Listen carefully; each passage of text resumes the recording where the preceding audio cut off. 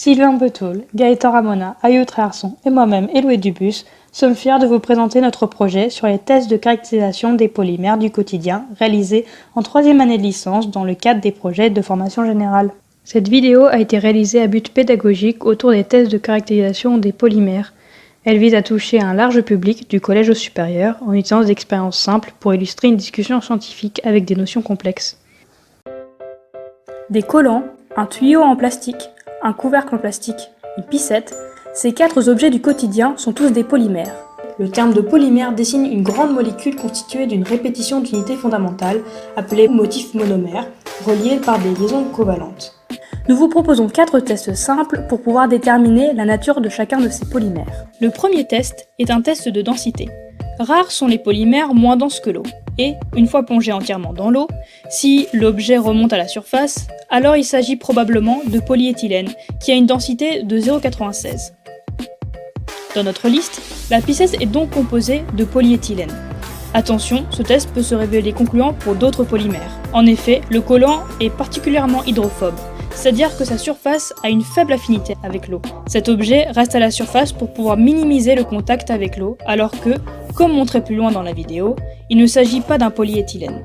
Les résultats du test sont donc à prendre avec précaution. Le second test est le test de Beilstein. Pour le réaliser, chauffer au rouge un fil de cuivre, y faire fondre les objets à son extrémité, puis placer ce fil sur la flamme du bec benzène.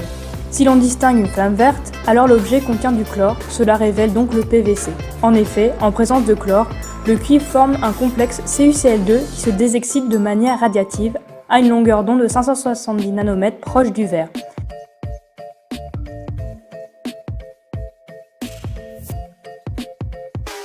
Parmi nos objets, le tuyau est donc en PVC. Pour le troisième test, placez les objets encore indéterminés dans l'acétone. Si l'objet est solubilisé après 10 minutes, il s'agit de polystyrène.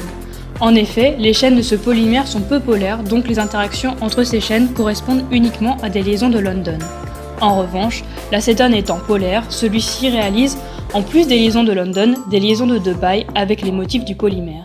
Ces nouvelles interactions étant favorables, les motifs du polymère se séparent pour se dissoudre dans l'acétone.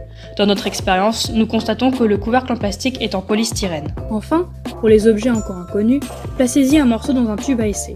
Ajoutez sur le haut de ce tube à essai un morceau de papier pH humidifié et chauffez le tube à essai à l'aide d'une source de chaleur. Si le dégagement gazeux fait tendre le papier pH vers les couleurs vert foncé ou bleu, témoin d'un pH supérieur à 8, alors le polymère est un polyamide, car le gaz échappé est un composé azoté de pKa compris entre 8 et 10. Dans nos expériences, le collant vérifie ce test. Il s'agit donc de polyamide. Plus précisément, c'est un nylon.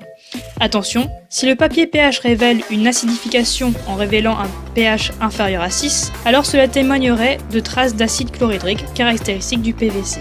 Ainsi, cette série de tests nous a permis d'identifier avec précision la pipette en polyéthylène, le tuyau en PVC, le couvercle en polystyrène et le collant en nylon.